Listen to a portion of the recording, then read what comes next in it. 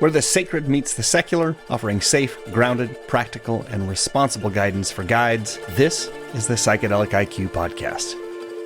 For all the harm and challenges that the world is currently experiencing with social media, sometimes we find a kindred soul.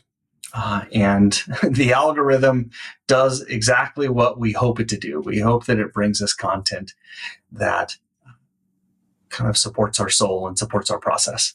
And the guest that I want to introduce you today is one of those people. I did not know Cory prior to our connection on LinkedIn. And what I recognized very quickly is how grounded and how focused on safety Cory was, and how he truly embodied a lot of his own process, which I think that you're going to be really interested in hearing if you are someone who has struggled with the industrial medical complex and pharmaceuticals, and how that integrates with your healing path or potentially your client's healing path. I think this is going to be a really interesting conversation for you. Cory really embodies the core value of safety, and he has done so much work and advocacy across multiple countries and inside of multiple communities. So Cory is an explorer of the natural human ecosystem dedicated to understanding the biological, psychological, social, environmental, and spiritual elements that drive sustainable growth and well-being for current and future generations. Having triumphed over a 20-plus year battle with suicidal thoughts, Cory now channels his energy into building innovative projects that challenge the traditional illness care model. His initiatives include Journeyman, offering legacy retreats for fathers, the Numa Center for Psychedelic Safety and Response, focused on psychedelic safety education, and Five, a resource and training platform dedicated to brain health and longevity through 5-MeO-DMT. Cory is also a flow state coach and microdosing trainer, equipping individuals with self-guided protocols for personal evolution. With over 7 years of global mental health advocacy, he remains deeply fascinated by the human psyche, spending his days investigating the human experience to uncover pathways for growth and transformation. It is my pleasure to introduce you to Cory Firth. Cory, welcome to the Psychedelic IQ podcast. Thanks for joining today. Oh man, thanks for having me. How's your day going? Not too bad. It's a little bit of a dull day here in Ontario where I'm at. The seasons are changing, so I'm in that sort of like energetic transition, but feeling good otherwise. How about you? Yeah, I think that is the general feel of myself and all my clients. Like everybody's sort of enjoying the less energy and pressure from summer, and everybody's ready to let a couple of things rest a little bit for the fall, I think. So yeah, we're in a good space. Yeah. Well, the first question that I tend to ask people is, for our time together today, what is your intention? Yeah,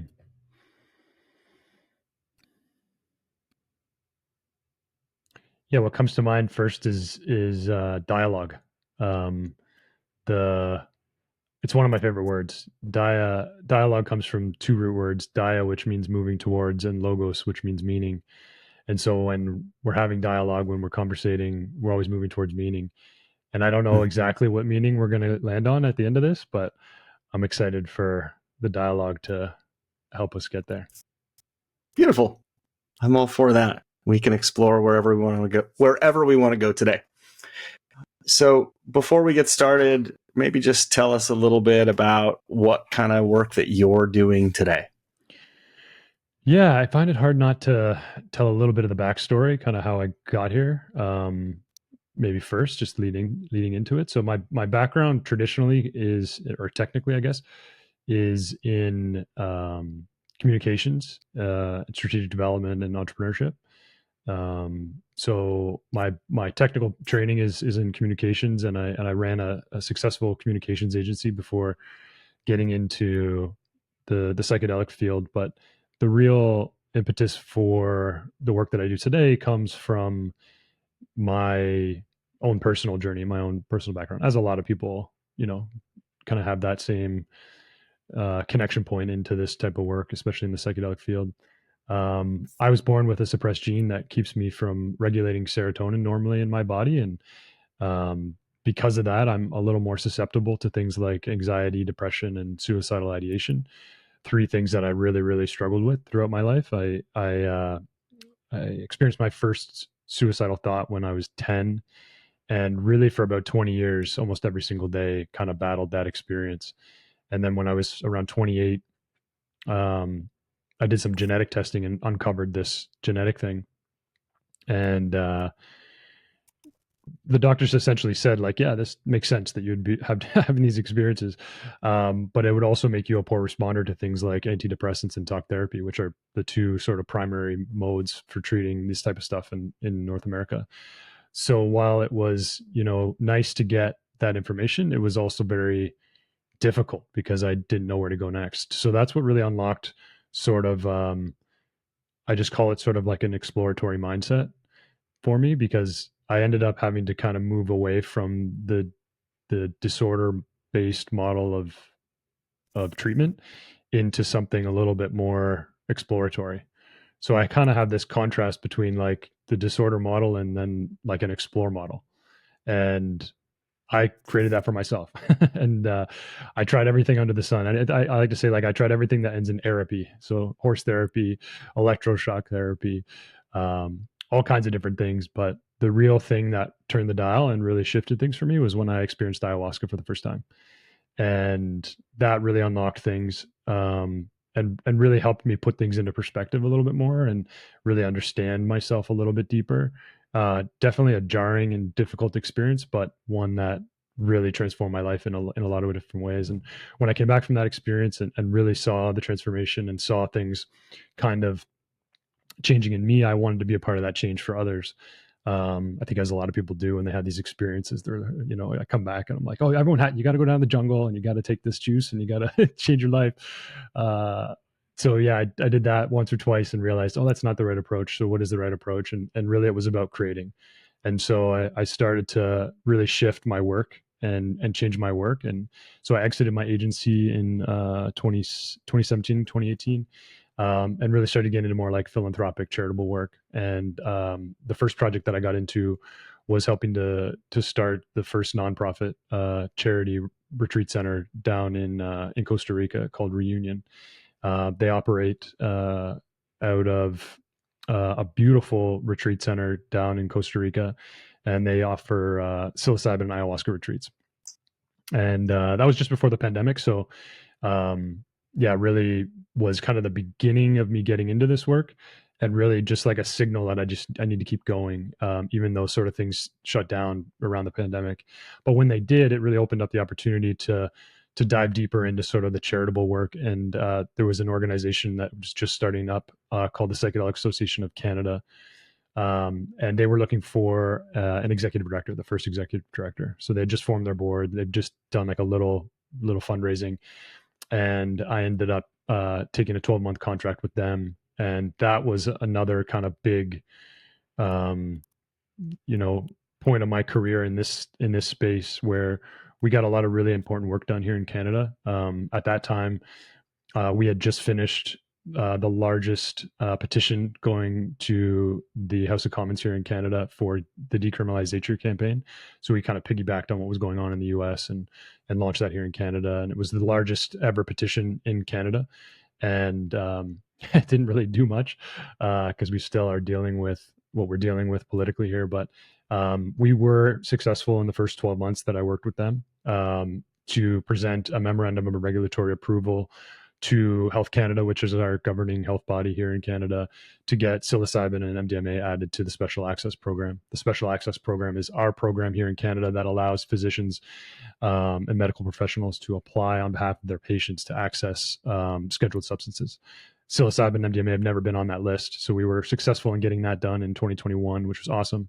That was right at the end of my 12 months. And I really realized that the bureaucratic work was not for me. It was very disheartening to see sort of like how progress is made in this regard. And I felt like my skills and my interest and my intentions were better used in other places. So I stayed on a little bit to help them. And then I joined another nonprofit to help them start up. I founded a professional trade association here in Canada. It's sort of the psychedelic professional trade association called PsyCan.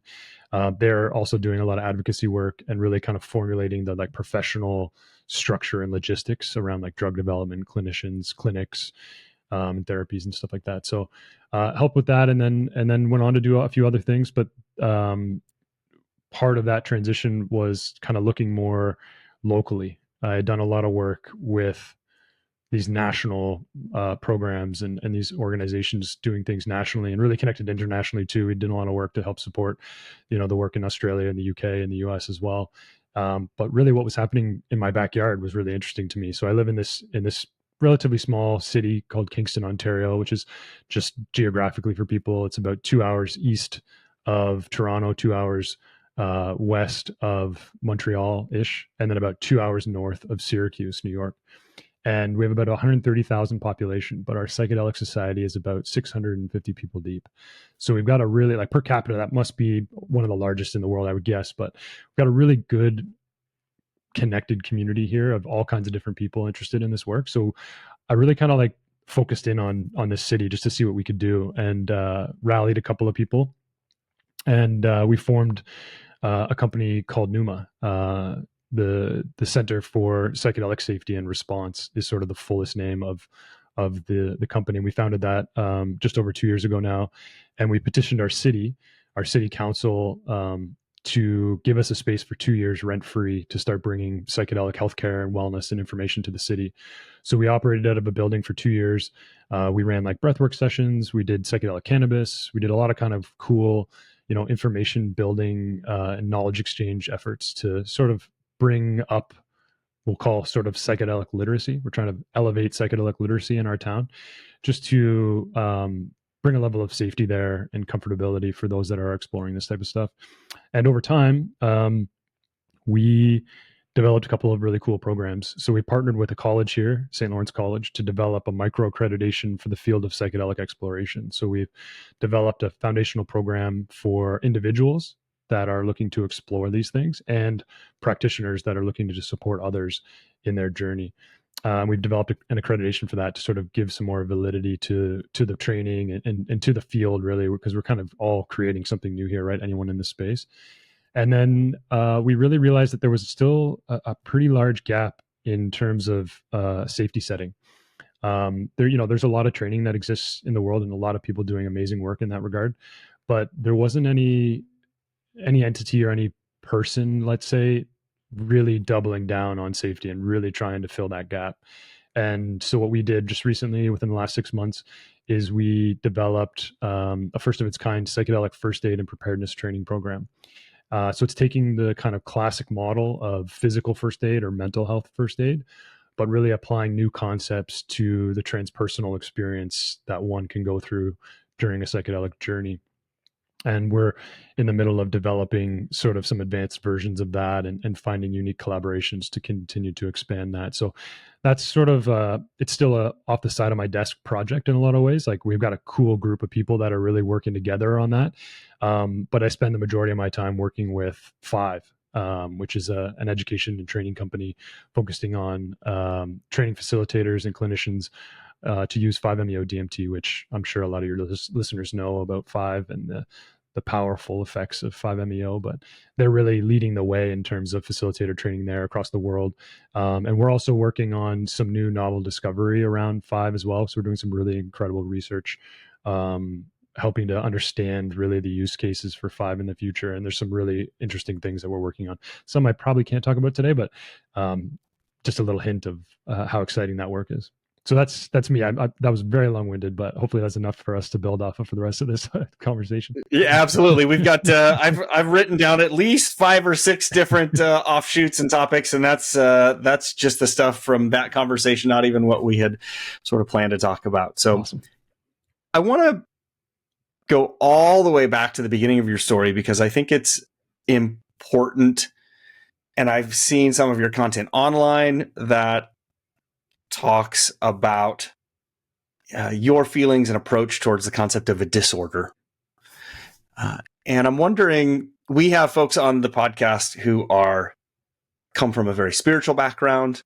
We have folks that are listening from a scientific background and also from a mental health background, maybe who have a great deal of experience applying a diagnosis to some of their clients.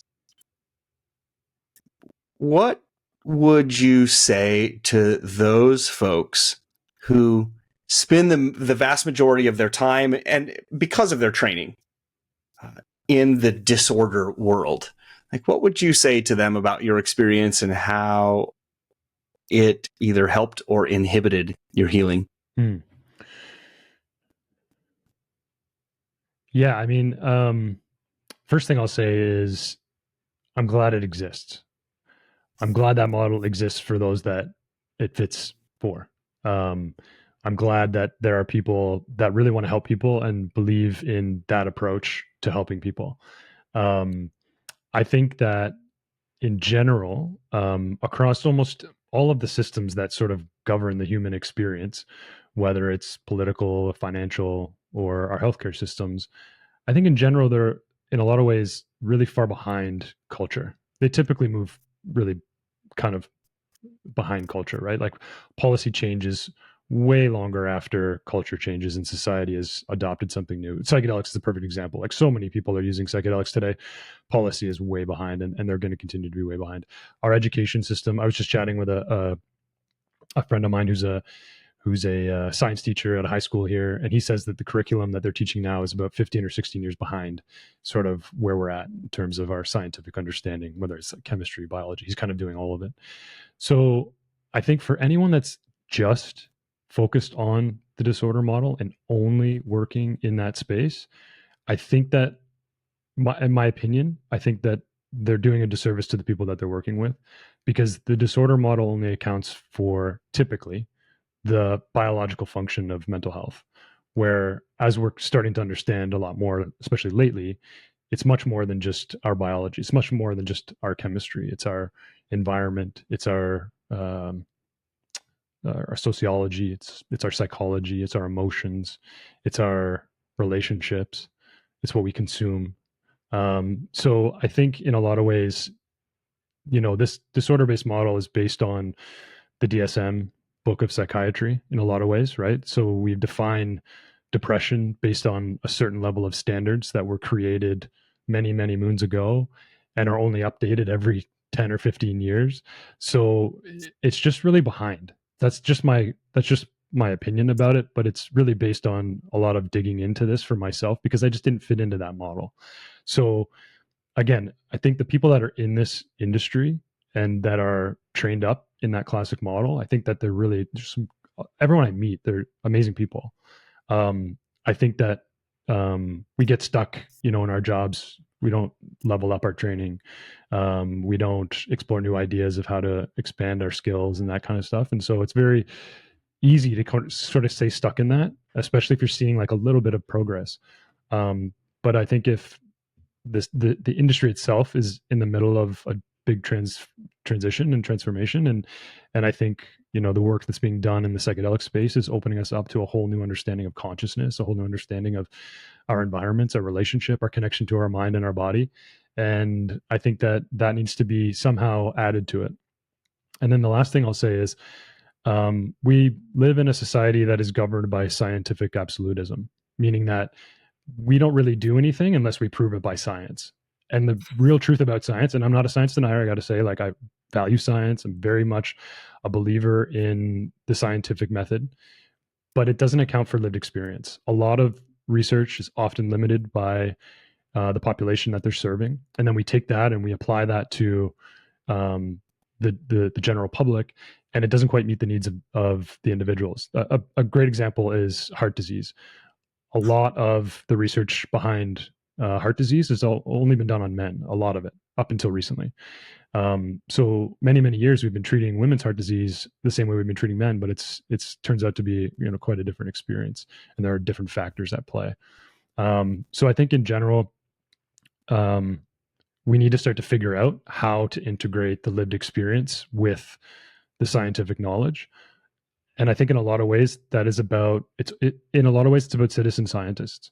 It's about people like you and I that will explore ourselves and will explore things that work for us and somehow leveraging the scientific method in our own way to find what works and what doesn't work, and then sharing that information and doing our best to create safety all along the way. And that means creating relationships with people that know the science, creating relationships with people that know, this disorder-based model, let's say, but how these other things are starting to impact us in new ways. And starting to figure out how to bring that in. And I don't have the answers for that. I don't pretend to be. But at this point where I'm at today is just starting to sort of call that out a little bit more. Again, not to try to fight fire with fire, but just to open up the dialogue like we're doing today, to just say, okay, what kind of new meaning can we make of the information that we have available to us, and how can we empower people to take control of their own experience and to adopt more of a practice-based lifestyle versus sort of fix all or cure all, take a pill and it goes away kind of a lifestyle. So yeah, I guess that's a summary of, and I didn't really talk about my own personal experience there, but because I didn't fit into the model, working with people was tough, and they always felt like their way was going to be the right way, and it turns out it just wasn't. And that's totally fine. I had to realize the hard way a couple of times that I had to take it into my own hands and really figure this out for myself, and how to do that safely is very hard. So tell me, that was my next question, was going to be, how did you come to the conclusion that you didn't fit into this kind of Western modern diagnosis model? As a client, you realize that, but if you were speaking to diagnosticians today, how would you help them identify when maybe one of their clients is not fitting into the traditional model? Yeah, the way that I figured it out, I found a lot of value in going outside of what's covered through insurance. So my GP is going to just typically kind of connect me to whatever blood tests and tests that I can do for myself that are covered by insurance. I'll have to ask to go outside of that. And I didn't really know what to ask for until I really started to look at the functional medicine approach. The functional medicine approach really kind of looks at symbiosis and looks at the connection between all parts of the body. So once I kind of unlocked that idea that, it wasn't just in my mind, and I got some of that genetic testing and did some of that, I guess, citizen research on myself, I started to realize that the functional approach was more realistic for me, where I could look at my gut health, the environmental toxins in my sort of house and in my environment, and different things like that, and looking at supplementation as ways to adjust and adapt, and the functional medicine model it takes a very like analytical approach.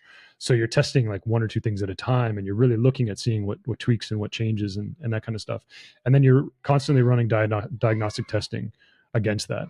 Are you picking up in the background, my daughter? Is that loud? Okay, let me just it's pretty good. Yeah, we can pause. Okay, I just need to I don't think. Yeah, it's all good. Take your time. No big deal.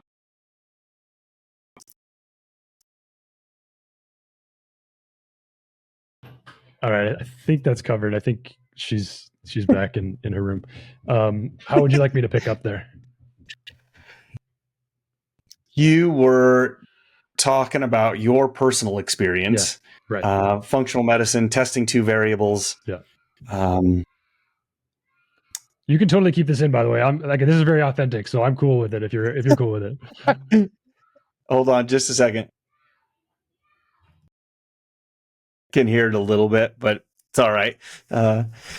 We can talk about fatherhood. It's a good transition to fatherhood. But you know what? Why not? Why not? Let's use what the universe has offered us. Sure. And I know that you do some work with fathers already.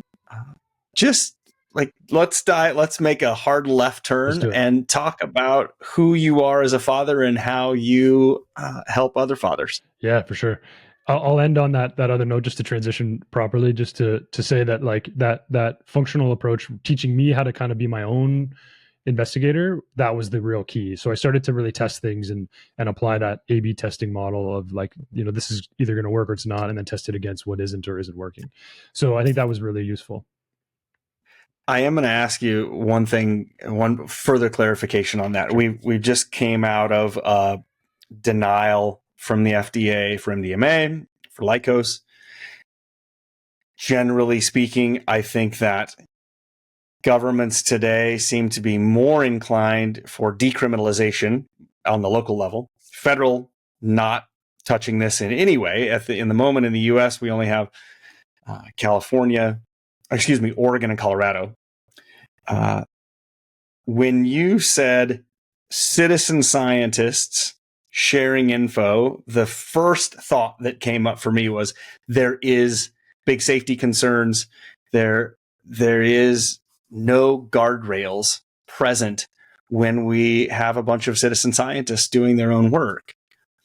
With your legislative work in Canada and honestly, just all the community work that you've done, what would you say to someone who is concerned about unleashing a whole bunch of citizen scientists in the world doing their own research? Yeah, it's a good question. I think in general, I have a really optimistic belief about humans in general. And I think a lot of the reasons why we feel like there is a lack of safety is because we're told and we've been conditioned to believe that there's a real lack of safety. And of course there is absolutely. I mean, this work for that reason. But I think we need to really understand what safety really means, and really developing all kinds of new sets of training and new sets of professionals that can be the ones that help people through these experiences. One of the areas in the psychedelic world that isn't talked about enough is the concept of like a spiritual doula or a spiritual care provider. That's kind of what they're called here in Canada. It's a spiritual care provider, and they sit with people at end of life and help them through that transition and with the families and that kind of stuff. And so how can we create spaces where people are starting to be trained in these new ways? And she's really, really happy right now. She just woke up from a nap, and she can tend to wake up with a vengeance. So yeah, I think that's really kind of where I'm coming at it from. Again, I'm not trying to pretend like I have all the answers, but I think that in general we need to kind of loosen the grip on humans not being able to keep themselves safe. We have to loosen the grips on. I've talked about this on a recent podcast. We have this gatekeeping of access to the medicine itself, but we also have the gatekeeping of access to knowledge. And we need to remove the gates to both to make something like decriminalization successful, so that someone that is with good faith and with good intention going to be able to create a safe space for somebody. So I think that's sort of the approach, but the organizations and institutions that govern that kind of stuff, they're not really ready to loosen the grip on that for many, many reasons. So we have to sort of try to find that interconnected web of these smaller communities that are doing these things to find a way to unify that kind of information. And that's really what we're trying to do with our program, really, is not to be the ones that define what psychedelic safety is, but to start the ball rolling and bring in people to help evolve what that is and create a unified standard. I think we can create a unified standard, but in creating that, it has to also be flexible with the amount of information that we're able to gather so that it can change as well. So that's one of the other things. And with the access to technology these days, we can change that in real time really, really quickly. We don't need to go through 18 levels of government and all of these people that don't necessarily know. They're just the ones that are signing the piece of paper to say this is the now standard. So I think it can be done a little bit more of a decentralized way. I don't like to use that necessarily that word all that well, but it really does kind of define what I think needs to be there. It's just a matter of figuring out the best technologies and the best ways to do that, and the adoption and the governance of all of that, so that it really is for the people. Yeah, I think that was my comment and question back to you was, today we have these frameworks and structures that take a long time to move any piece of law or legislation through them. And to your point earlier about educational institutions 15 years behind current science, when you combine all of that stuff together, it's like we create a law that is what we know today, and by the time it even gets on the books, it's already out of date. And the ability to maneuver and be flexible inside of that is almost crushed by the system itself. So in some ways, if we're talking about legislation and risk and harm reduction, the framework, the container that's holding some of these standards has to be handled in a different way, I think is what I'm hearing you say. Yeah, totally. And the one thing that I learned through my advocacy work and getting policy changed is that the thing that moves policy is actually profit. So it's the companies that are building these new technologies or these new medicines or these new business streams. They're the ones that are actually influencing government. I didn't realize this when I started because I don't have a background in nonprofit work, but a lot of for-profit businesses will partner with a nonprofit and they'll use that entity to go and advocate for change so that their business succeeds. And right now, there's no publicly traded company that has a whole bunch of shareholders and profit around safety that can advocate to the government to change the integrated approach to how we set these types of standards. So until that's in place, we're going to continue to figure out this at the grassroots level, I think. But maybe who knows, over time, if anyone's listening that's a big VC or angel that has a couple $100 million that wants to invest, I think we can create that. It's also interesting when you're saying that, and I can appreciate, once again, we fall back into the current model that we need private business to fund a nonprofit that goes to seek change and reformation at a higher governmental political level. We're also seeing a lot of backlash in the psychedelic world for people that are trying to capitalize on healing and turning and using the industrial medical complex to profit based on a lot of people who are suffering. And psychedelic companies that have tried to go for profit are not doing very well right now, now maybe more than ever.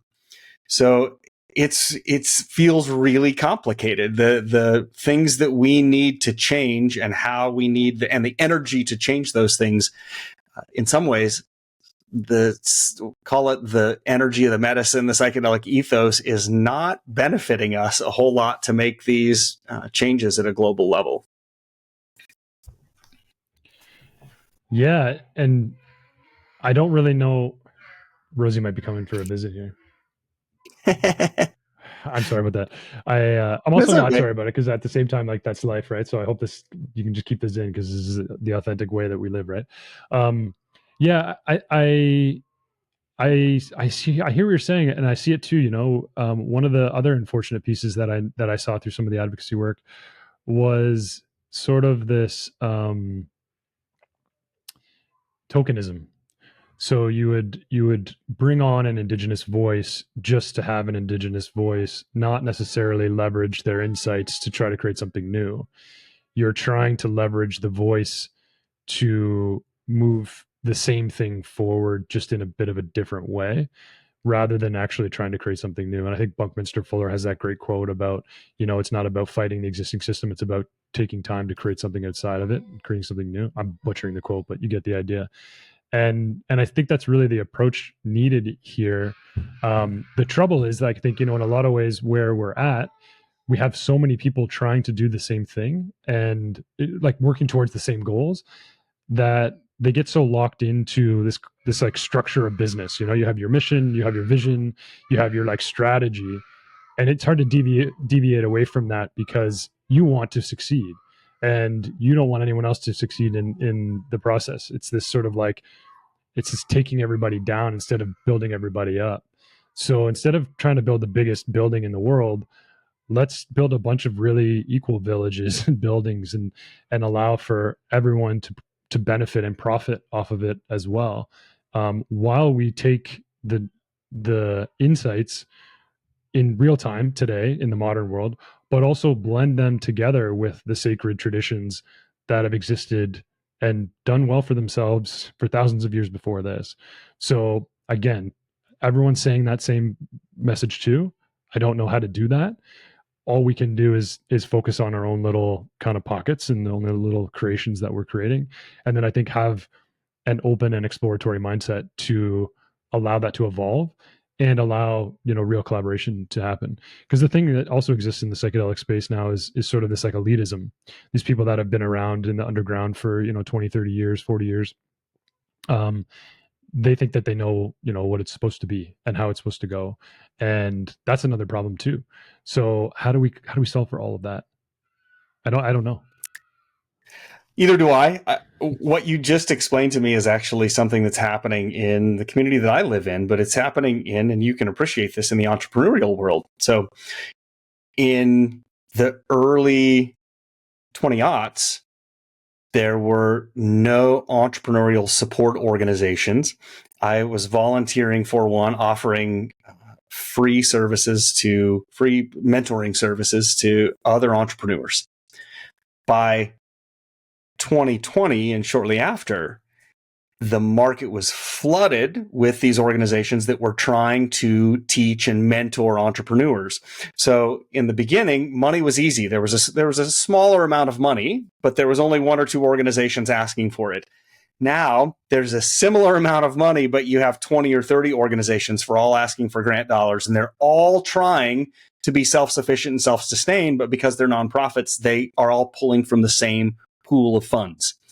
And with that, to keep your lights on, to keep your employees paid, everybody's applying for the same grant dollars in this case. And I think that it's not likely different in the psychedelic world. I'm not sure, but I see it with training courses. I think there's 150 plus psychedelic guide training courses that are out there today.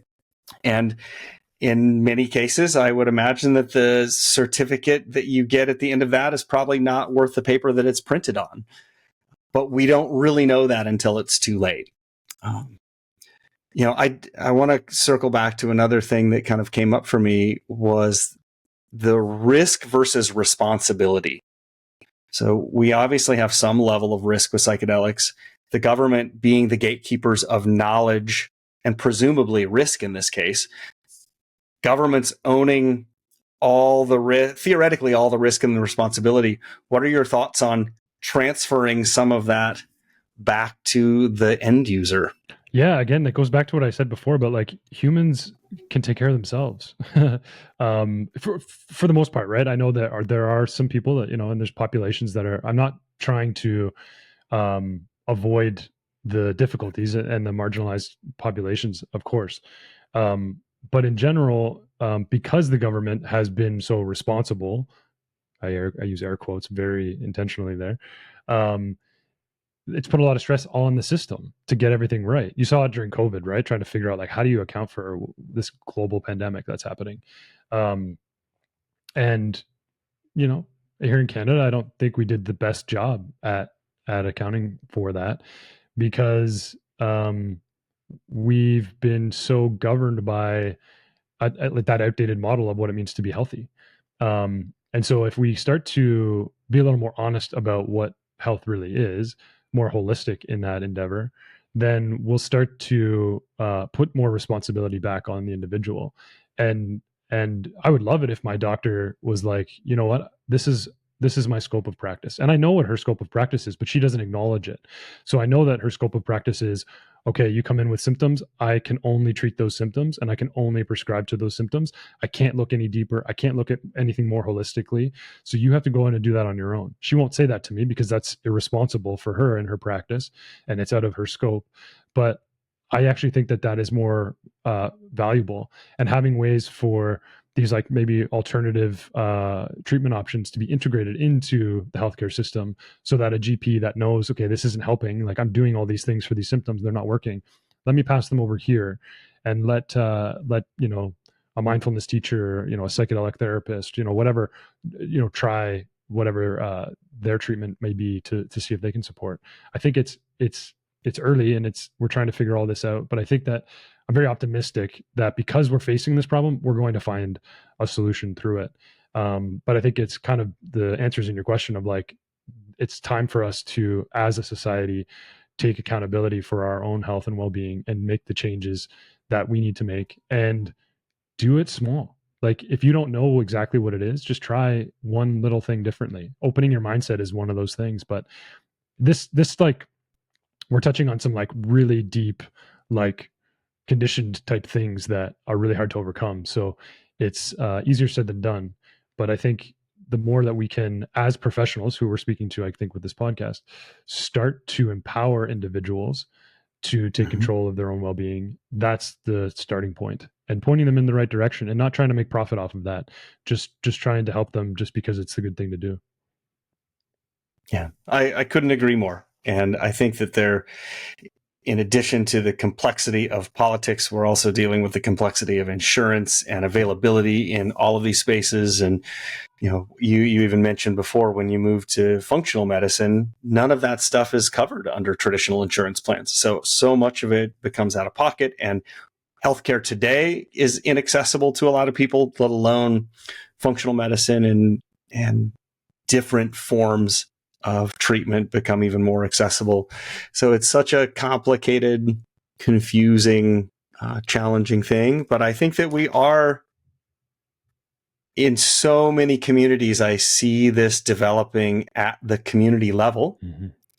People in psychedelic worlds, community members sitting for other community members, not guiding, not facilitating, just simply holding space. And I guess if we open this up to allowing the inner healer to come online and do what it needs to do with the help of the medicine, sometimes that is one of the best ways that we can support each other without exchanging a dollar bill and simply taking, $10 to $30 worth of mushrooms to potentially have a life-changing experience. Yeah, absolutely. I think the other thing that's popping up for me on this is the education system.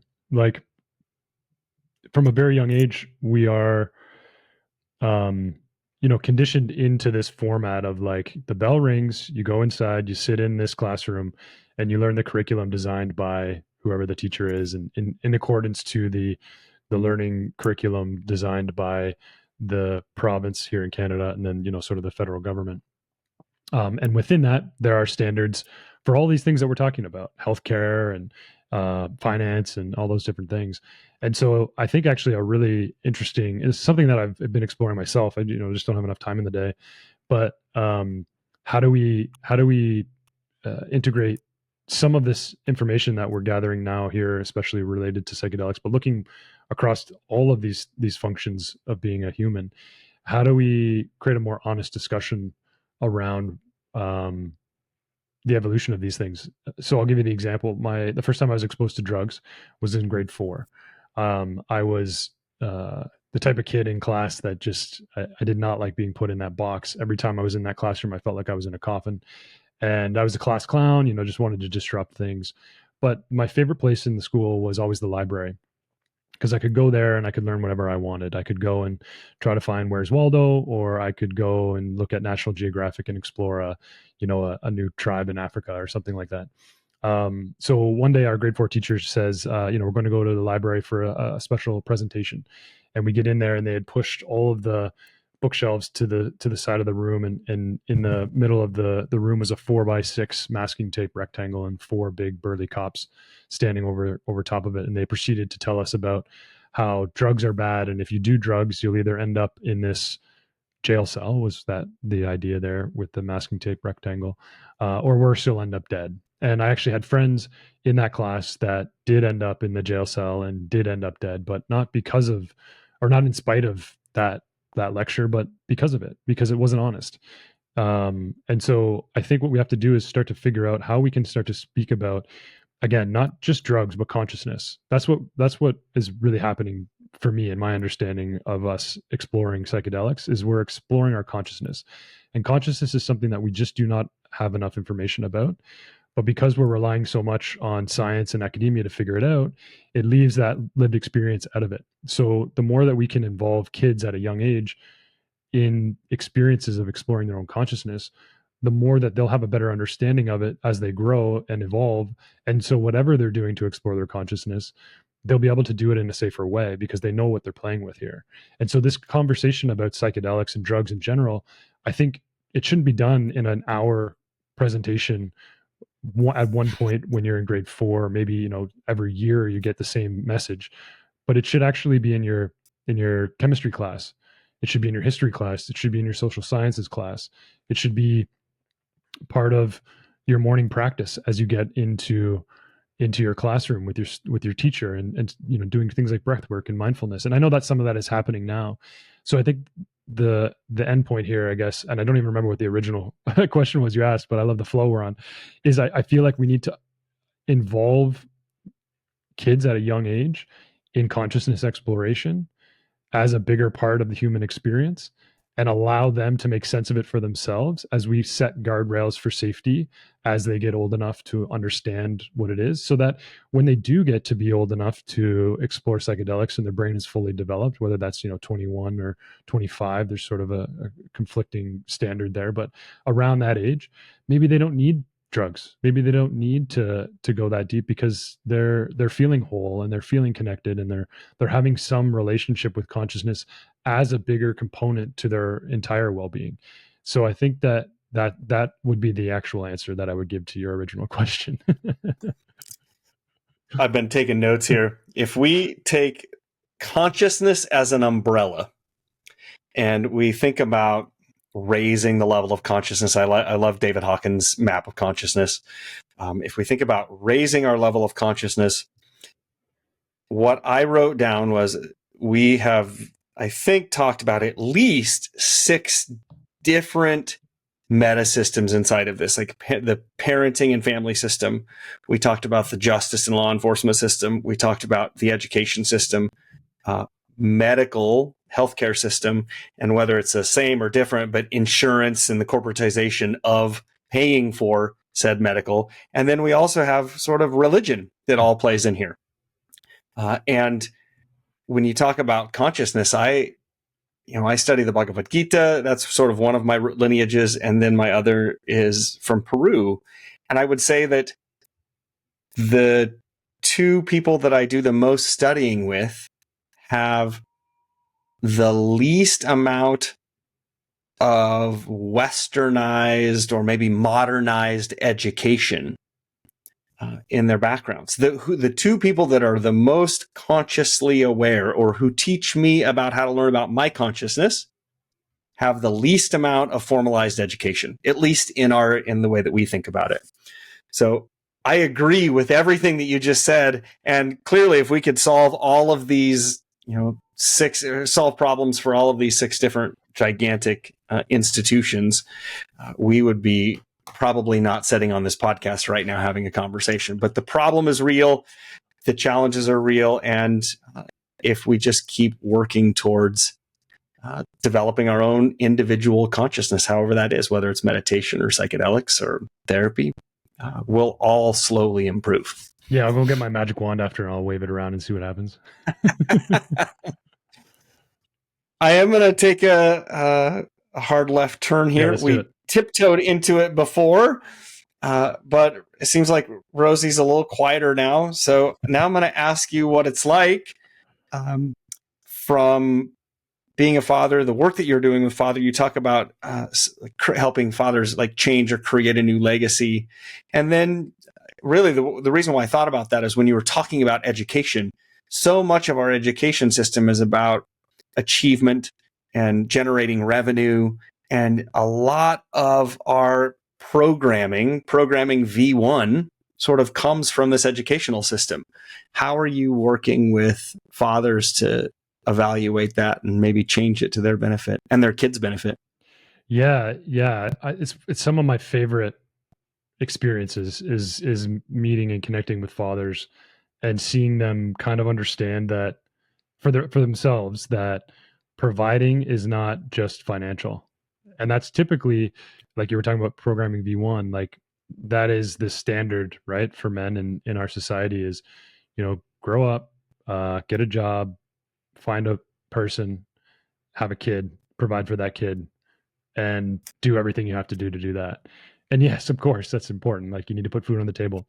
But children, as we know, going through a psychedelic experience and uncovering, your own conditioning and exploring your own childhood experiences, you start to realize that providing is much more than just financial. I'm lucky to have a great father. He's my role model. He's my hero.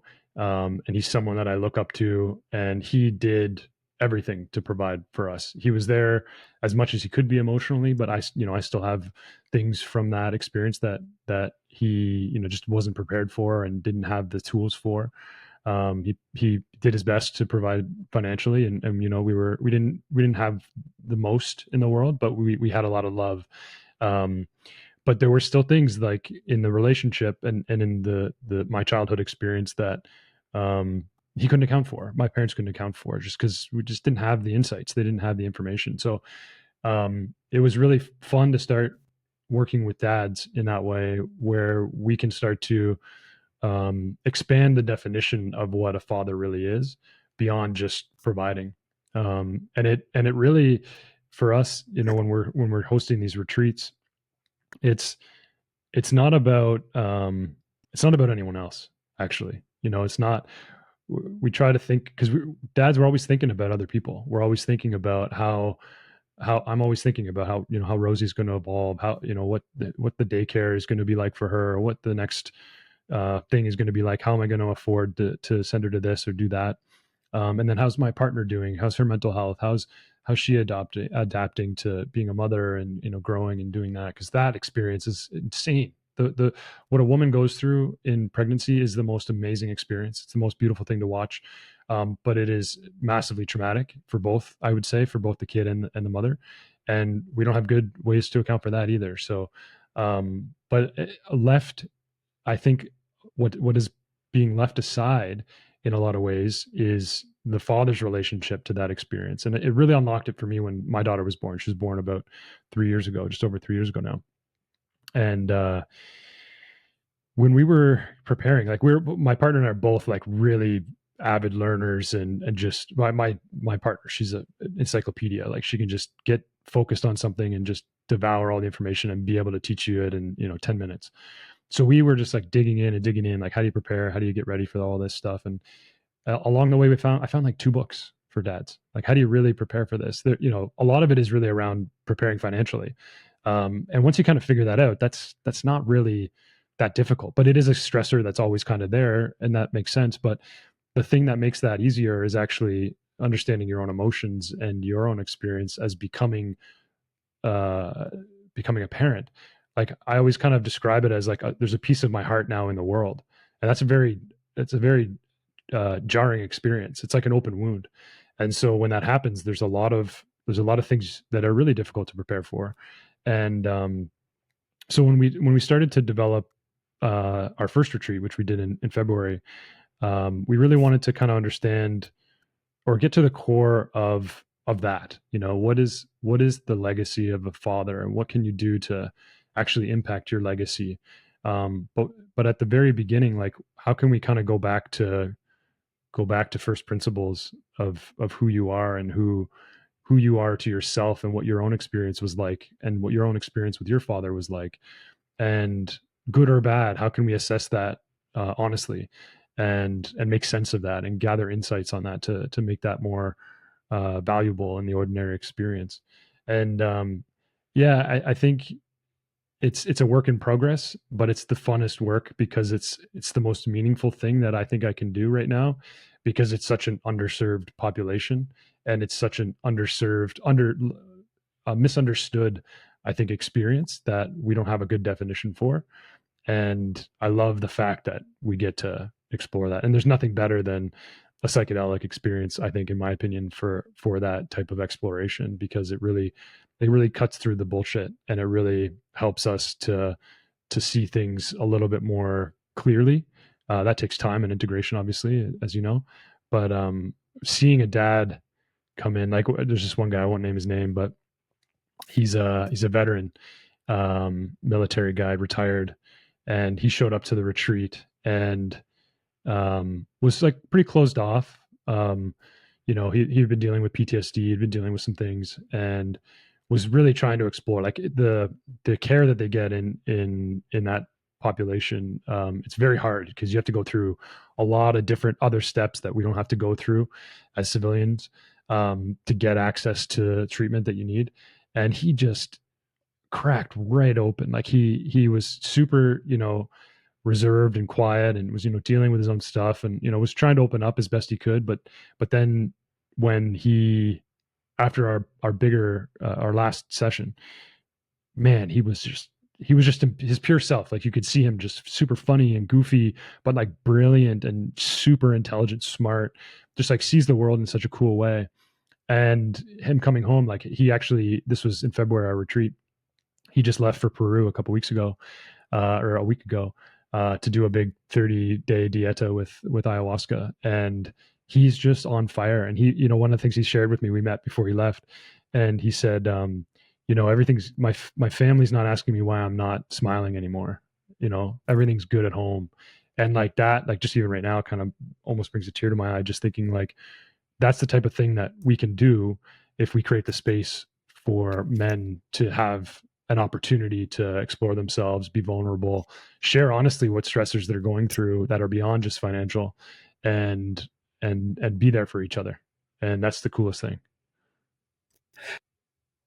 First, thank you for doing the work and for sharing the story and for sharing your experience. I don't want to place all the blame on men, but if we look at, generally speaking, if we look at the major challenges that we have in the parenting family world, the justice system, the education system, the medical system, the insurance, and religion, I would say that the vast amount of challenges that we have come from, let's call it just masculine energy. Let's remove the body parts out of the picture.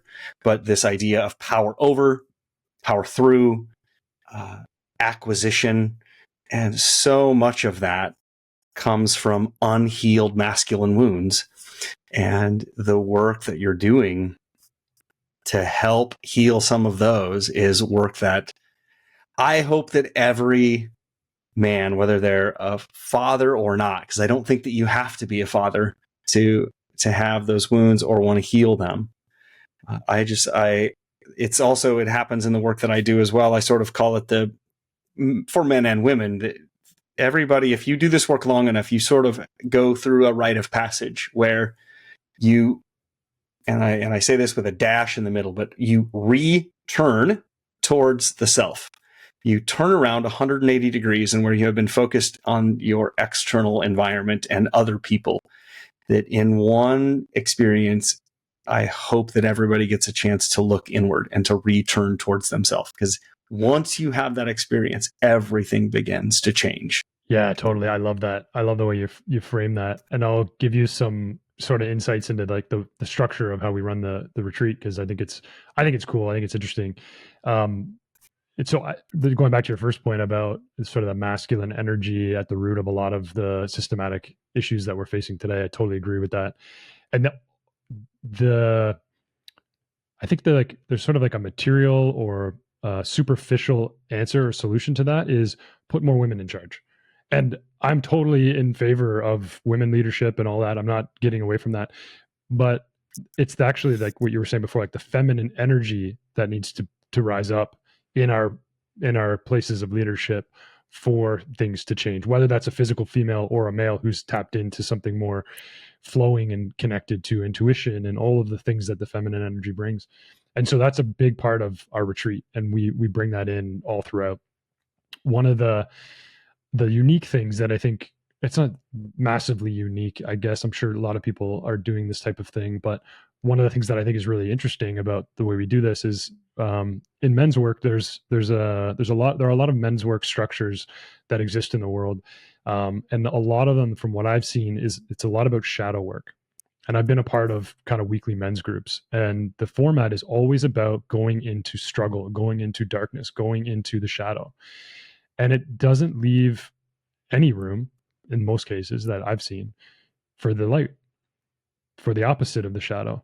And so what we really wanted to do, so the guy that I create this with, we've been a part of a couple men's groups together, and he has the training on this Carl Jung sort of shadow framework, is we wanted to bring both the shadow and the light. So in the first parts of the retreat, we're really digging into shadow stuff. We're really pulling stuff up. It starts really in the beginning, in the preparation phase too, and in our initial introductory calls and things like that. And then as we get together, we're digging into that. We're pulling up the shadows. And then, so our first ceremony is at night. And it's designed in that shadow format. So we do some exercises throughout the day, and we kind of pull in an intention for the shadow in the night. And then our second, the next day is all kind of integrating that shadow and then moving into the light. So the next ceremony is actually in the morning. So we get up with the darkness around 4 or 5. We do a Vipassana silent meditation. And then when they come out of the medicine, ideally it's nice and sunny out. It was in February, which is beautiful. Ideally the light is out and you're in sort of a light place, and you work through some of the shadow stuff.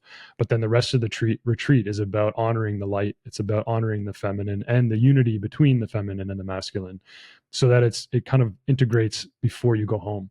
So we're not trying to complete integration, let's say, but we're trying to kickstart that process. So the whole retreat is integrative, rather than it be like, that's something we'll do afterwards and we'll do that together over the course of a few weeks afterwards, which we do, of course. But it should start really in the preparation phase, where you're starting to integrate that stuff in now throughout. So we're always looking at like, what can we do to make change before we even leave?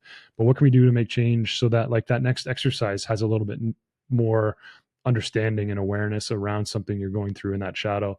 And then when we get to that light, it's like, how do we honor that when we get home? What are the things we need to do? And oftentimes these guys are so beautiful. They're trying to, they're figuring out practices that they want to bring in. They want to change their diet. Like we have all the amazing food, and we do all this amazing kind of extracurricular stuff, cold baths and sauna and all that kind of stuff. They're all talking about bringing these practices home, but then they're always coming back to like what they're going to do with their kids when they get home. And it just so happened that everyone in the retreat in February all had daughters.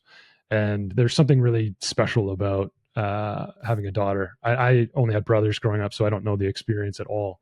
But being a girl dad, it's a really unique thing. So what we did is we brought roses, and they were all able to take a rose home and give them to, partly because my daughter's named Rose, but also partly because the rose is just such an iconic altarpiece for ceremony and such a powerful plant. And we got pictures of them with their kids afterwards, being home and being connected, and get voice notes all the time still. Our chats active. And so yeah, I kind of rambling on a bit, like as I do here, but yeah, it's very, very special. I appreciated the ramble. I'm starting to get a little emotional just sitting here, and I'm not a dad, but what I am reminded by, I grew up as an only child, and in a lot of ways, in 2021, I met the maestro that I study with today in Peru, and in some ways, myself and primarily brothers in the lineage. There's a couple of women also in the lineage, but we refer to each other as brothers, as he refers to me as his brother. And I remember the first time that I was studying with him in Ollantaytambo, outside of in the Sacred Valley, outside of Cusco. We were sitting at the sacred site, and he was sort of offering a little teaching, and he says, healing doesn't have to be strong and hard. Healing can be sweet and easy. And it stopped. I can still remember to this day, it stopped me in my tracks, and I held my hands up and I paused him and I said, oh, wait a second, hold on. You need to repeat that again, because I want to make sure that I understand it. He was speaking in Spanish with some translation, and at that moment, I did not even fathom, I could not even understand that healing did not have to be full of these like breakdown to breakthrough gestalt moments with me like sobbing on the ground, that healing could actually be sweet and easy and filled with love and compassion. And that was a total turning point for me in my journey, and also the way that I serve medicine. I just do not believe that the energy that enters our body that ends up causing trauma, that energy can leave our body in a completely different frequency. So anger and pain and resentment and shame and guilt can come in. We can receive all of those things, and it can leave the residue of trauma, but it can leave us in acceptance and love and compassion. And I don't have to cry it all out. Yeah, we often refer to this as work, right? Inner work, healing work. And I think in general, that's another thing to like redefine, is like, what is work? I like Khalil Gibran has a part of one of his books, and the quote is, "Work is love made visible," and that's something I've anchored into. When I heard that, it was kind of the same little light bulb that went off for me, which was like, oh, I don't have to be a addicted to the suffering of healing and transformation, I can embrace that as something that can be beautiful and divine and intentional. And actually, since then, all of my journeys have been like massively just beautiful and loving, not challenging really at all, including, you know, some of the darker or harder, sorry, I'll say harder medicines. And that, yeah, that's something to like redefine. And we do, one of the things we do with the journeyman retreats is we work with low dose medicine, specifically because that to me is actually where a lot of the work can really happen, because with the lower dose, you're connected to the sensory connection of the body through the medicine, but you're also a little bit more aware in the reality of what you're in, so that we can take these other tools that we're teaching these guys to actually help them process themselves in that, because that to me is the sensory somatic relationship and signals. That to me is actually where a lot of the real work can happen. So if we can bring them into something that moves them into that, and then it kind of forces them in a way to use a tool that we can teach them, or a tool that they can bring in to help them move through that, that's more integrative. That's more more of that knowledge exchange, because they can actually sort of feel it. So I think that's one of like the really cool things that we do in that case, and which helps them to kind of feel like a little more empowered. They're like, oh, I felt this thing, but I worked with the altar and I sent my energy through my feet into the altar, and I cleared things out. Like, you were right about that, or whatever. And then they, guys are going home taking pictures. They set up an altar because it's the space they can now go to when they're angry or frustrated, and they can let go of things, or breath work, or whatever the case is. So yeah, it doesn't have to be hard. What I just heard there is something that I teach as well, and that is so much of our experience in this lifetime, in this body that I've been granted, is in the physical and the psychological experience.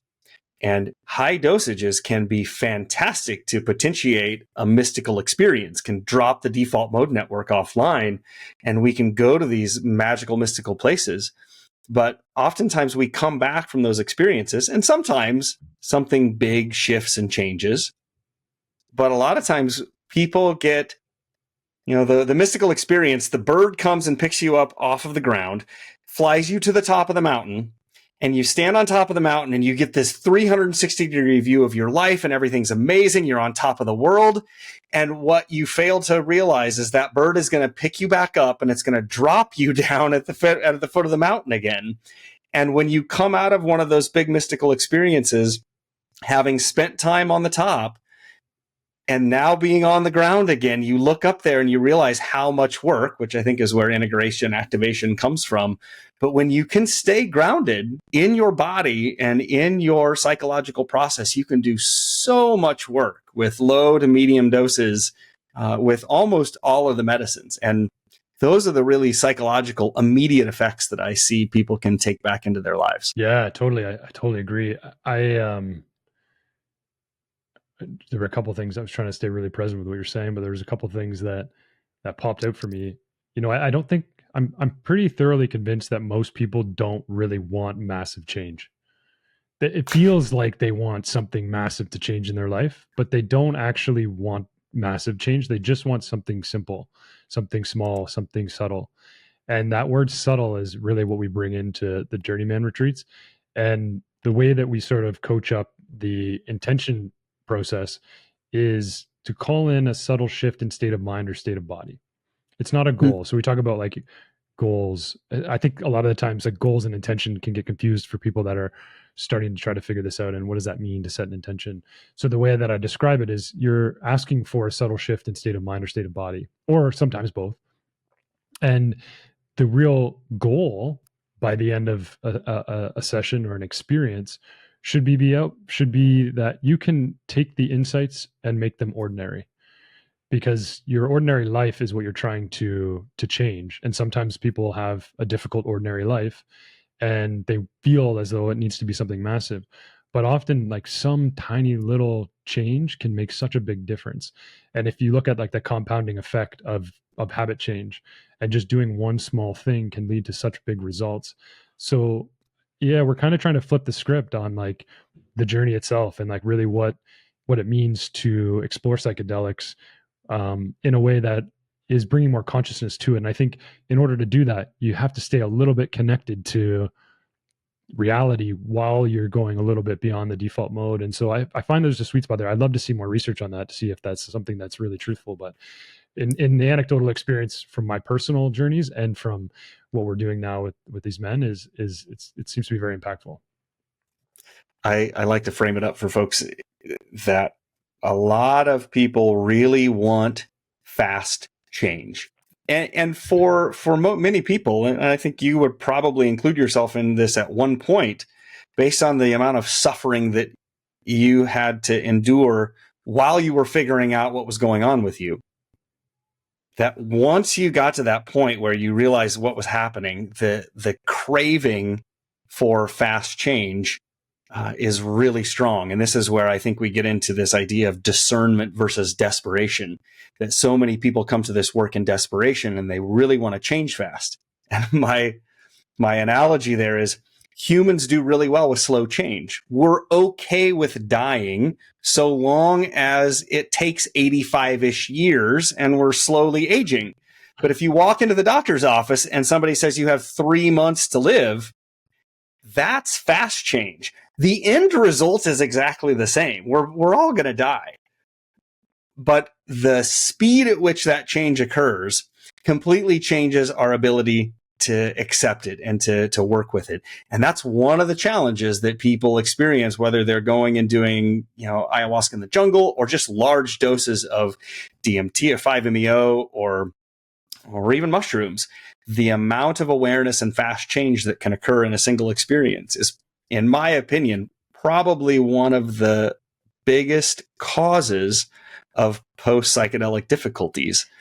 There's just too much, too fast, too strong, and that ends up causing problems. Yeah. Another indirect negative to a large psychedelic experience is spiritual bypassing as well, where you've had such a massive thing and it was so hard that I've done the work. It's good. I'm good now.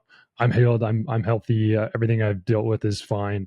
And so that's another element of it too, right? Where in the lower doses, you're still working, like you're still like kind of putting in the effort. You're still like engaging with your consciousness and your emotions and like your body responses to whatever you're going through and experiencing. And so I think that that's another element that can get in the way with those larger doses. And that's where the sweet spot, I think, in the lower doses is you're connected to it. So you're working on it as you're going through it versus like, it's going to be a blast off euphoric experience. And I'm going to come back and like try to put all the pieces together, which is also very challenging. Right. Yeah. Well, I think this is a good time to maybe pivot one last time. We just kind of naturally dropped into this world of safety and high dose versus low dose. And you do a lot of work on just safety and public education. So maybe start at an umbrella perspective, what it is you're working on and how it came to be. Yeah. So, I'll start with Five because Five is a safety education company in itself, and the nature of their business is all focused on. The nature of our business is all focused on 5-MeO, which is a potent, powerful experience that's really difficult. I know you're going to have Joel on, so he'll talk more about what's being done there. But I think in a lot of ways, my opinion is that everyone should be focused on safety at this point. And so I think what we're doing at Five is really about that and really about kind of helping to develop best practices across the board for anyone exploring this. And a lot more people are exploring Five, even at low doses, and having some breakthrough experiences that are really hard to account for. So really love kind of putting that into the world and doing our best to sort of try to find the best practices there. And then over on Numa, the Numa side, I don't know if I mentioned it before, but the company is called the Numa Center for Psychedelic Safety and Response. And like I said, we sort of realized that there wasn't anyone or any group really focused solely on safety. And when we started to understand this gap, we started to look at, what are the numbers for adverse experiences? And you start to see them rise as I don't have the numbers on the top of my head, but you start to see the number of adverse experiences. I think it's somewhere around, in Canada, there was a large study done around psychedelic users, and the amount of people that experienced an adverse experience was something around 55% or something like that. And of those, 45% of them said that they got no benefit from it. So how do we change that? That was kind of one data point. And then another data point was in some regions, emergency response calls related to hallucinogenic experiences were up 69% from, I think it was 2020 to 2023. So in a very short period of time, we're seeing a massive spike in people calling emergency response for hallucinogenic experiences. There's not a lot of reporting on like what happens afterwards and like if they're getting through that. But I can tell you, because one of the founders at Numa, she's an emergency response nurse. The process that happens if you enter an emergency room here in Canada, at least, and you're on a psychedelic and you're freaking out, you're not sure what's going on. They stick you in a fluorescent room, padded room, bright lights, no music, no nothing, no, maybe like a little blanket, and then you're meant to stay there until it wears off, oftentimes, and that can be a really, really horrible experience for people. Let alone just seeing someone in a let's say even like a cop you're calling and that cop shows up first, like you see that badge, you see that gun, you see that outfit, and that brings up all kinds of preconceived ideas of what you know about what that person is and who they are in the world, and that can make things even worse. So we're trying to figure out how can we change that experience for people, and who can we talk to, who can we educate on this experience at a higher level so that we can bring more compassion to the safety experience. And so we landed on that concept of first aid because first aid is often used in sort of the first responder format, but it can be used as well through the sort of natural places where emergencies happen. And when we look at it, we see that, there's the physical first aid and CPR, and how do we get someone physically safe when they're going through something. And then there's the mental health first aid that exists now in North America. But again, I think I said this before, there's nothing that exists for that transpersonal psychedelic experience. And so that's where we really wanted to play, to really understand and put a level of understanding into the world, set a standard and some benchmarks for best practices around what it means to keep people safe during those adverse experiences. It's not to go into it's a harm reduction approach, but we're not implicitly saying that psychedelics are harmful, but they do have the risk of creating harm. And so how do we avoid that? And one of the core tenets, or one of the core ideas, is this contrast between emergence and emergency. And so it's really trying to help people understand what is really an emergency and what is just something that's emerging that needs to be seen and explored and experienced. And that's really at the core understanding of the training itself. We obviously talk a little bit about physical pieces. We talk about dosing and mixing and contraindications and all those types of things, of course. And there's really good metrics for that. There's really good baselines for all of that. So that part's actually pretty easy. The hard part is knowing when to call someone for help and knowing when to bring someone to a separate room and sit them down and just hold their hand and just sit there with them in a way that feels safe and allows that person to fully move through something that's emerging rather than it be something that is actually an emergency. So I think that's a good summary of what we're doing. And I guess the last thing I'll add is who we're trying to reach with this training is, of course, the existing psychedelic community, because we want to be a part of creating a collaborative understanding of what psychedelic safety is and what psychedelic first aid really can be defined as.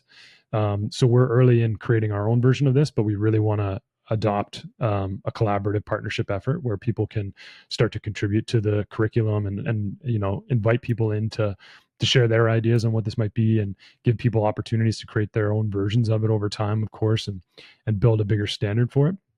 But we actually really want to, going back to the healthcare system conversation we had before, is we really want to start to leverage the knowledge that we're gaining from these experiences to integrate into the existing healthcare system and the justice system. So rather than, again, trying to like police this on our own, it's going to the police and saying, you guys are experiencing this. We can see this from the data that emergency response calls are way up. I'm sure we can help you make this easier for you and help them get through that. and a lot of them are open to it. We have cops show up, we have paramedics show up. Teachers is another really amazing archetype that are showing up, where they're trying to, like, they want to be safe for their students if they're showing up in class, which happens, unfortunately, to be able to support them in a compassionate way rather than be this strict authority that isn't really there to keep them safe, but rather to kind of tell them that they did something wrong. So yeah, it's those kind of archetypes. And then obviously like emergency response nurses, social workers, and then just therapists in general, so that they know that they can keep their patients safe when they're going through an experience. Because a lot of the people that are getting into this work right now, and I have no judgments towards this comment that I'm going to make, but they're getting a level of training like you talked about through, you know, a facilitation training program. In Oregon, the parameters for getting your certification are very, very low. I think at one point they were suggesting that all you had to do was watch like a video of someone on an experience or having a breathwork session or something like that. It was very, very minimal. So people coming out of these training programs and becoming licensed or actually delivering these experiences, they're not qualified on the safety side. So how can we do that and not necessarily teach them about the facilitation piece? Because that, like you said, there's 150 or 200 programs now that exist. So we don't need to do that. That's well covered. But how can we help all of those training programs elevate their psychedelic literacy around the safety side, and so we can help to create a more informed, safer environment for these things. It's interesting. I remember having a conversation with the first researcher that I had met doing psychedelic research. This has probably been 3 or 4 years ago, maybe even longer now. And I asked him what level of training he received to administer psychedelics in a clinical research setting. And because they were getting their medicine from USONA's training around psychedelics was helping people learn through holotropic breath work. So that was really the only legitimate experience that organization was able to provide. And those are the people that the government is funding massive amounts, or maybe not the government, sometimes it is, but they're getting a lot of funding to do research. And many of them have less training than folks on in the underground. Yeah, it's important, right? Like one of the things that we're interested in is actually, because we're so focused just on safety, we're not trying to teach people how to run a psychotherapy session. So that the nuances in that, they can be thrown out because that's not our position. And in fact, you know, a lot of what's going on with the FDA situation with Lycos points to therapy maybe, you know, being a bit of a difficult thing to add to this experience because it's so nuanced and difficult to define. So with us focusing on just on safety, we can develop all kinds of really cool scenarios to help people. What would you do in this situation? What would you do in that situation? And as we evolve, we're going to bring in some really amazing technology and hopefully bring in like VR and AR and really help to take it up a notch where we can simulate really active adverse experiences. And then it's about like, how do you train someone to move through that? Not the therapy side and the like safe touch and all of that stuff is all built into what we're doing as well, but not necessarily on the therapy relationship, but more on the psychedelic experience itself and the human to human interaction of how you can be. We call it psychedelic safety responders rather than psychedelic first responders or first responders in the classic sense. It's safety responders. So we're responding to safety. We're responding to the needs of safety in that experience.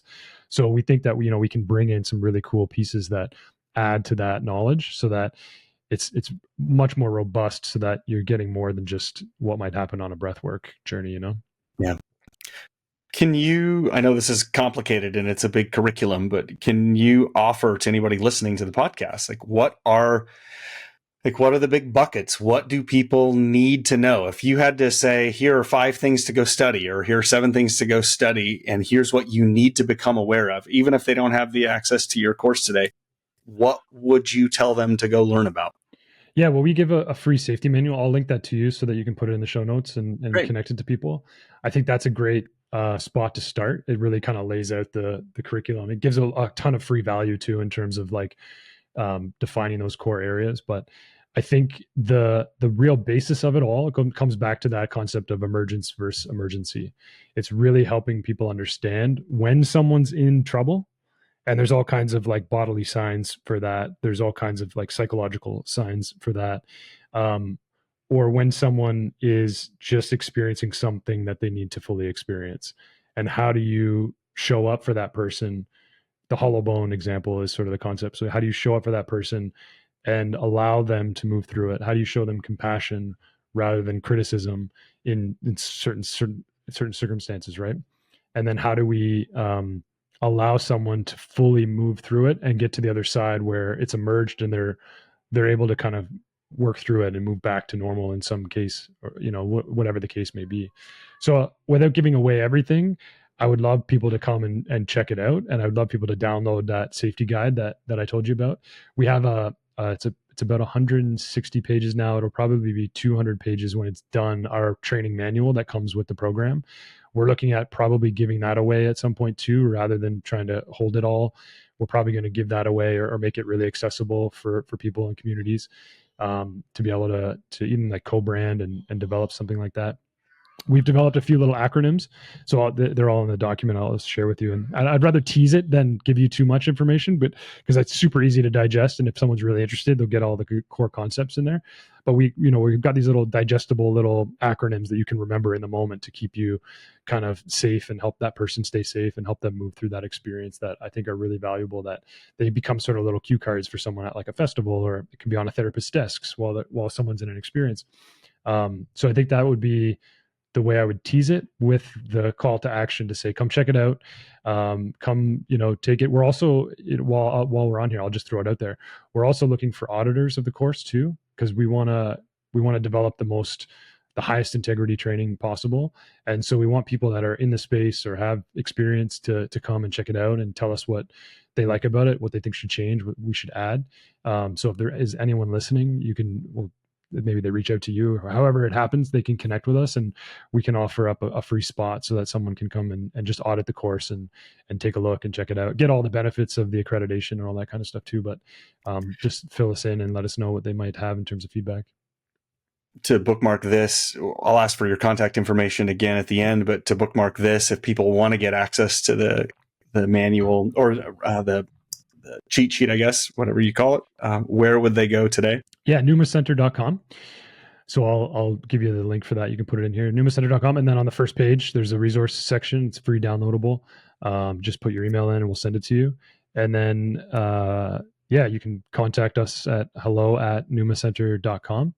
And myself or one of the other folks will connect there. I have like a very core responsibility that I do in my off hours to make this kind of work and grow it. So there'll be a couple other people you might contact there, but if there's of interest to chat with me directly, you can do that there and someone will direct you to me. That's the best way. Great. And I just saw it come in today on Double Blind. It was an article that the headline says, Reddit says Xanax is the best trip killer, in quotes, but is it safe? And the next line down says, doctor published letter warning against trip killers to end psychedelic experiences and suggest remaining skeptical when seeking drug advice from Reddit. And I haven't read through the entire article yet, but just as a personal experience, you mentioned a kind of a white padded room with fluorescent lights. And recently I saw on LinkedIn that somebody was showing a different version of kind of, rather than 4-point restraints, they were showing this little movable container that people could be put into that would prevent them from having to be restrained down to a bed. And recently I've been working with an individual who did end up having to call the authorities in the middle of a really traumatic, challenging experience. And he got taken to a hospital, and in the middle of that experience was given a shot of Ativan. And now for almost 6 months has experienced really, really challenging post-psychedelic difficulties, suicidal ideations, and a lot of paranoia, and they just won't go away. And the Western medical system is unable to help him. He has been to inpatient treatment. He has gone to psychiatrists. He has gone to therapists.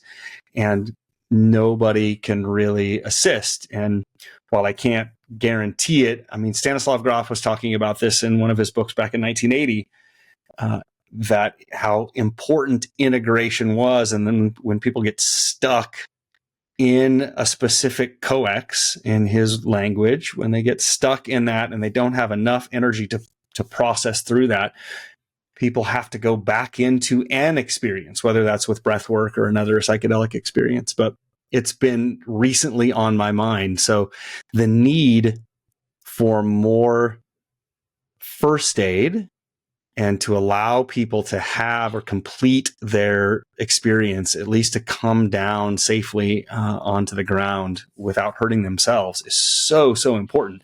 And frankly, I think that what we might call Western medicine or modern medicine might be interrupting people's experiences and causing more harm than good, just to keep people from hurting themselves. Yeah, absolutely. That's why I said before, like the real archetype or audience for this is the healthcare system. It's not necessarily the underground. They're not everyone, but a lot of the underground, is finding ways, because it's been underground for 56 years. We've had this underground railroad, so to speak, to keeping this stuff safe, and the underground is really what has kept things safe. And I know everyone on our team sort of comes from the underground and also has foots in kind of healthcare and the system. But yeah, you hit on the key point. It's trying to figure out, because those first responders are acting as first responders, not as safety responders. Their job is to simply get them to, like you said with this person, like get them to the hospital. When maybe that is the right approach. I don't know this person's scenario. I'm not there, but oftentimes, like what I've seen with people that are having challenging experiences, and they're like, you got to call the cops. You got to get me out of here. It's like, by the time I call the cops, you're going to be through this. Like, I can do that if you want. And then it shifts them, right? Like, so it's just little things that you can say to someone that can help them really kind of anchor back into what it is and guide them through it. And I think that's the core of it is psychedelic safety literacy. That's what we're trying to develop here. And again, call to action, anyone listening, like we are encouraging everyone to share with us and collaborate with us. And we're trying to figure out better mechanisms for that, so that we are truly creating something that is collaborative and adaptable to certain communities and things like that. And we're working on that. We're still early, but yeah, I think you hit on it right there with the core of that experience. Such a good example of where things are going wrong, and how this person you were talking about maybe could have moved through it if they had a little bit more understanding of what that is, or someone close by that could help them kind of ground back in. Do you think that could have been the case for that person? Do you think that if you were there, for example, that you could have brought them back down to earth, or do you think they were actually going through something that caused? No, I think that it was absolutely a psychological process. There was no imminent physical danger. And I will say it on this podcast, and I will say it again and again and again. It's going to be a primary focus in a new book that I'm putting out, that facilitation, having a facilitator, or at worst, I guess, at least a friend who understands the space and can understand some psychedelic first aid, even if they don't call it that, even if they're just a really experienced psychonaut that can understand what's happening and say, how about we take a couple of deep breaths and let me just sit here and you tell me what's going on. And by the time that energy moves through someone, usually the challenge is over. And I think that what happened in this case is the individual was journeying alone and didn't have any other option but to call for help. And the help was untrained. And then once you get into the medical system, and if you are having a really challenging experience, the only thing that they want to do is keep you physically safe. And I guess in some ways, the individual is kept physically safe with a shot of Ativan. Unfortunately, psychologically, it dramatically changed their living experience today. Wow. So I think it could have been handled a lot differently. I hope. That's just my hypothesis as well. Yeah, well, all the best to that person, and such a good case example for this type of work. Yeah. Tell me, we're sort of wrapping up here. Is there anything we should have asked you today, but we didn't? No, we covered a lot, man. Anything you should have? Is there?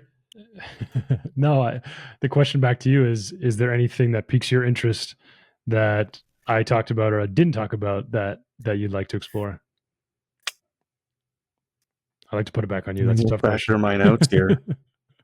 I had one note, and we're gonna circle all the way back to the stuff that you're doing with the Journeyman Project, because one question that I wanted to ask there was, what are 2 or 3 things that you would say to fathers out there? They may be facilitators, they may just be seekers that happen to be listening to this project or to the podcast.